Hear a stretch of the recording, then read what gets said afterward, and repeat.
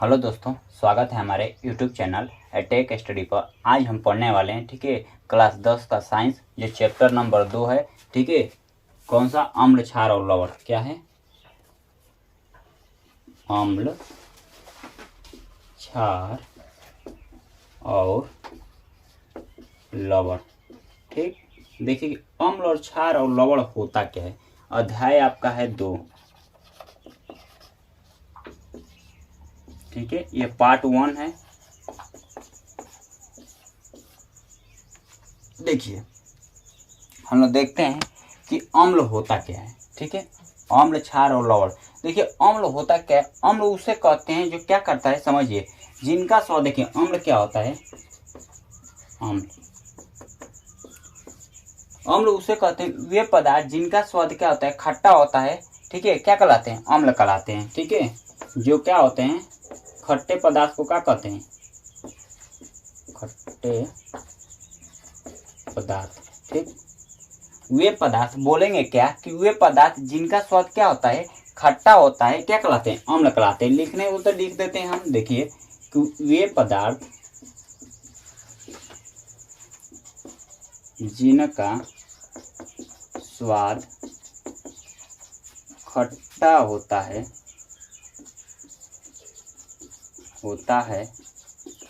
अम्ल कहलाते हैं।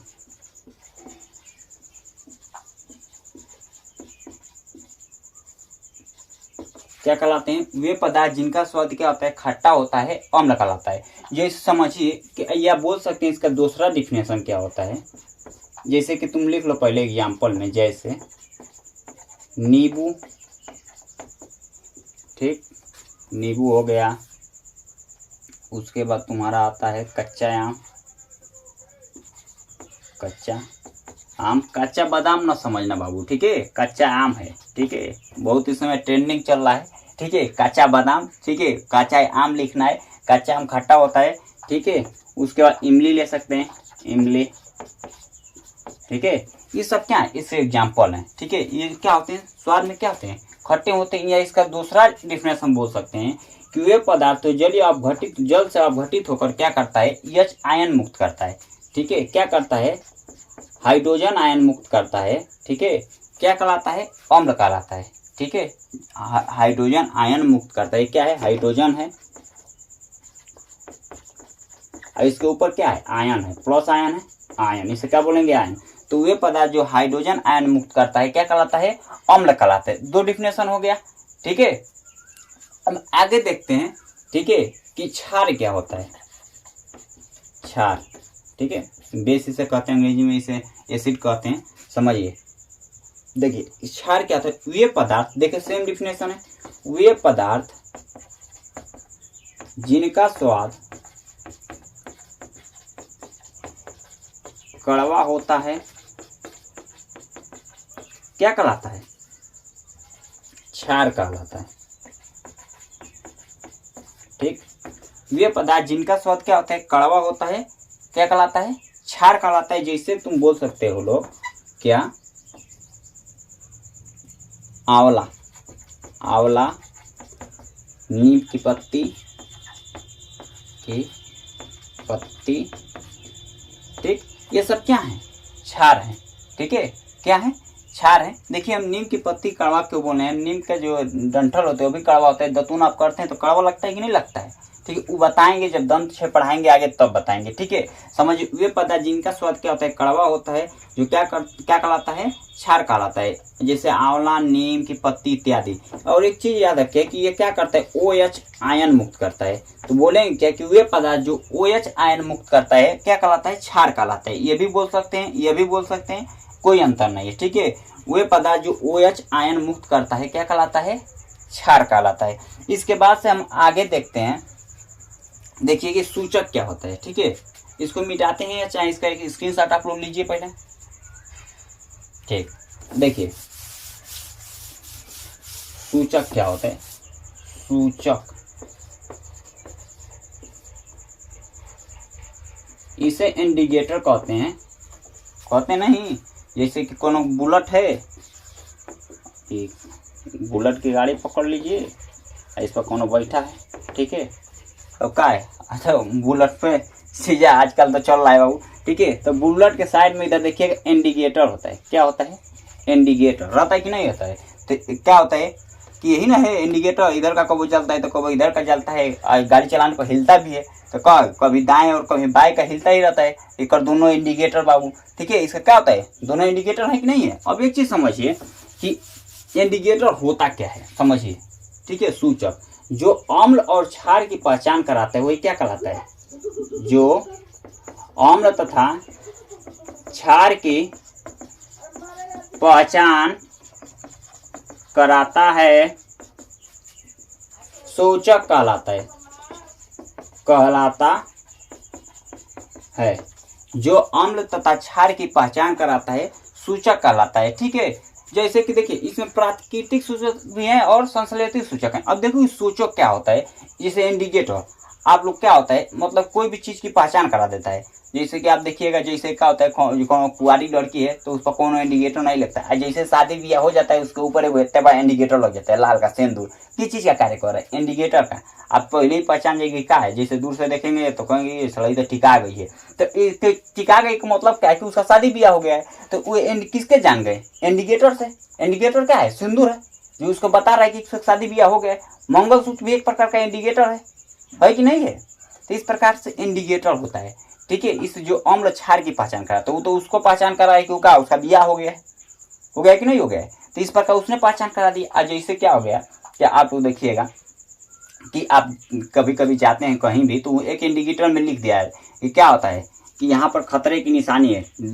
बोर्ड बना कर ऐसे हड्डी वाला चिन्ह बना देंगे, ये खतरे की निशानी। ये भी एक प्रकार का इंडिकेटर ही है। क्या है? एक प्रकार का इंडिकेटर ही है। मतलब हर एक चीज का एक इंडिकेटर होता है जो आपको बताता है। ट्रेन के पास जाइए तो ट्रेन में एक बत्ती जलती है रेड कलर की, ठीक है, जब खतरे की निशानी है कि नहीं है, वो भी एक प्रकार का इंडिकेटर है, ठीक है। शादी ब्याह के वक्त क्या होता है, दुल्हन पहले ही से इंडिकेटर पॉइंट कराती है, ठीक है। लाल का जोड़ा पॉइंट कराई जाएगी, ठीक है। लाल का है बाबू खतरे की निशानी, ठीक है। लड़का को पहले ही सूचित कर दिया जाता है ये क्या है कि भैया तुम्हारे पास खतरे का क्या है, खतरे की मशीन जा रही है, ठीक है। वो भी क्या है? एक प्रकार का इंडिकेटर है। क्या है? इंडिकेटर, ठीक है। तो इंडिकेटर समझ में आया ये क्या होता है। अब आगे देखते हैं कि इतना समझ में आएगा कि इंडिकेटर क्या होता है। तो देखिए जो अम्ल और क्षार की पहचान कराता है क्या कराता है? इंडिकेटर कराता है। जैसे कि लिटमस का है, लिटमस एक प्रकार का इंडिकेटर है जो लाइकेन से प्राप्त होता है। यह प्राकृतिक सूचक है, लाइकेन, ठीक है। अभी आप लोग सोच रहे हैं कि सर लाइकेन क्या होता है, ठीक है। तो देखिए जो कवक और शैवाल से मिलता है, ठीक है। शैवाल से जो बना होता है ना, कवक और शैवाल से मिलकर ही बना होता है, ठीक है। पहाड़ों पर आता है लाइकेन, ठीक है। मृदा को क्या करता है? भूरा बनाता है, पहाड़ों को मृदा में परिवर्तित करता है। तो कवक और शैवाल से लाइकेन बनता है, ठीक है। तो लाइकेन जो है एक प्राकृतिक सूचक है। क्या है? प्राकृतिक, सॉरी, लिटमस क्या है? एक प्राकृतिक सूचक है। ये क्या करता है? नीले लिटमस पत्र को, जो अम्ल होता है, ठीक है, अगर इसे अम्ल में डाला जाता है तो अम्ल क्या करता है? नीले लिटमस को क्या करता है? लाल कर देता है। नीले लिटमस को अम्ल क्या करता है? अम्ल नीले लिटमस पात्र को लाल कर देता है। और क्या करता है? क्षार जो होता है, ठीक है, लाल लिटमस को क्या करता है? को नीला कर देता है, ठीक है। लिटमस क्या है कि लिटमस एक प्राकृतिक सूचक है जो अम्ल क्या करता है? अम्ल में जब इसे डाला जाता है तो अम्ल को में क्या करता है? नीले लिटमस पत्र को क्या करता है? लाल कर देता है। क्षार क्या करता है? लाल लिटमस पत्र को नीला कर देता है। ये इसमें उल्टा प्रोसेसिंग होती है, ठीक है। अब एक चीज आगे देखते हैं कि लिटमस तो आपको समझ में आ गया। अब देखो कि इसमें संश्लेषित क्या होता है? लिटमस होता है संश्लेषित सूचक। संश्लेषित इसी प्रकार संश्लेषित सूचक होता है जैसे मेथिल ऑरेंज। क्या कहते हैं? Methyl orange. यह भी एक प्रकार का क्या है? सूचक है, जो क्या होता है? संश्लेषित सूचक है, ठीक है। तो इतने का आप स्क्रीनशॉट लीजिए। इसके बाद अगला हेडिंग देखते हैं।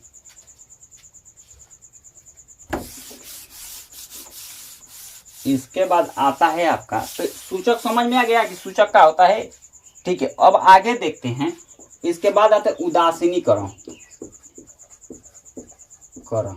देखो उदासीनीकरण क्या होता है कि क्या होता है, जब किसी अम्लीय विलयन में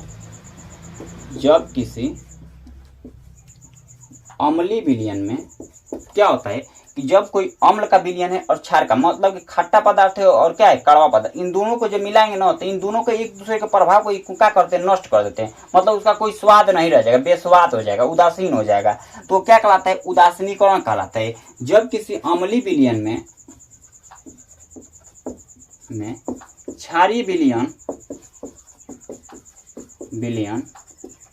मिलाया जाता है तो दोनों विलयन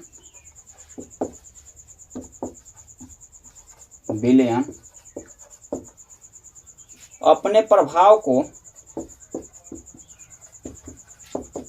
नष्ट कर देते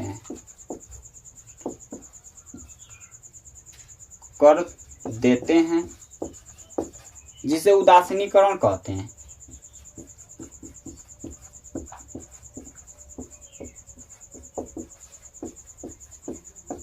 जिसे क्या कहते हैं, उदासीनीकरण कहते हैं।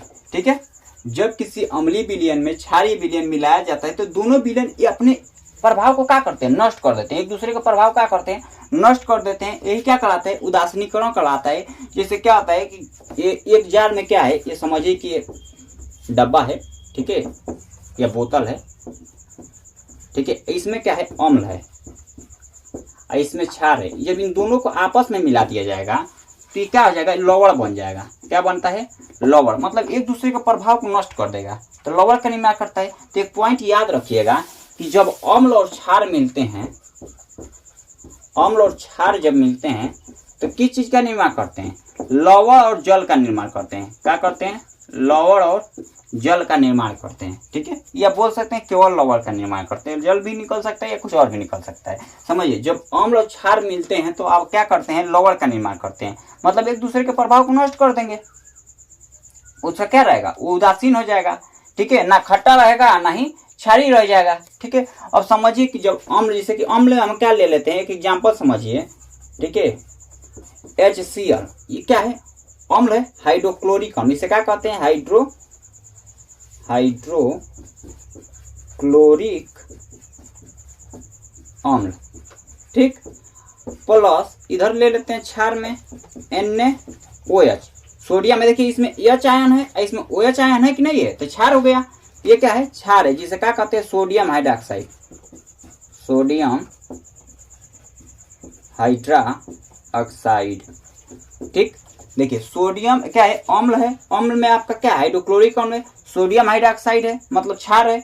जब ये दोनों मिलते हैं तो किस चीज का निर्माण करते हैं, लवण का। तो यहाँ पर देखिए मार्क ऑफ रिएक्शन। ठीक है, यहाँ से देखिए N, यहाँ पर Na है, यहाँ पर Cl है, ये दोनों मिलेंगे तो क्या होगा, NaCl का निर्माण होगा।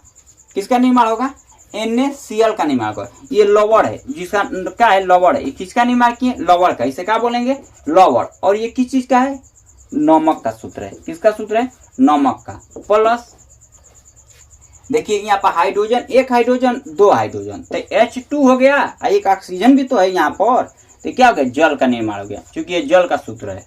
ठीक, तो अम्ल क्षार मिलते हैं तो क्या करते हैं, लवण और जल का निर्माण करते हैं। ठीक है, तो ये चीज सारी हो गई। उदासीनीकरण किसे कहते हैं, जब अम्लीय विलयन में क्षारीय विलयन मिलाया जाता है तो एक दूसरे के प्रभाव को नष्ट कर देते हैं, जिसे क्या कहते हैं, उदासीनीकरण कहते हैं। ठीक है, आज के लिए बस इतना ही, अब कल मिलेंगे इसके साथ। ठीक है, नेक्स्ट वीडियो में इसका सेकेंड पार्ट बनाएगा, वो वीडियो ज्यादा लंबा हो जाएगा। ठीक है, इसीलिए बस आज इतना ही। और आप लोग क्या कीजिए, कमेंट कीजिए। ठीक है, जहां न समझ में वहां पर कमेंट कीजिए, आपको बताया जाएगा। ठीक है, और